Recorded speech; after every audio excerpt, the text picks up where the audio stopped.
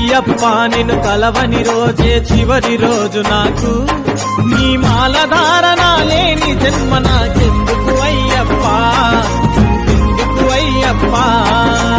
ఊపిరి సైతము దేహము వదిలి వెళ్ళిపోవునయ్యా, నీ దర్శన భాగ్యము లేనిదే నాకు జన్మ వ్యర్థమయ్యా, మరి జన్మ వ్యర్థమయ్యా.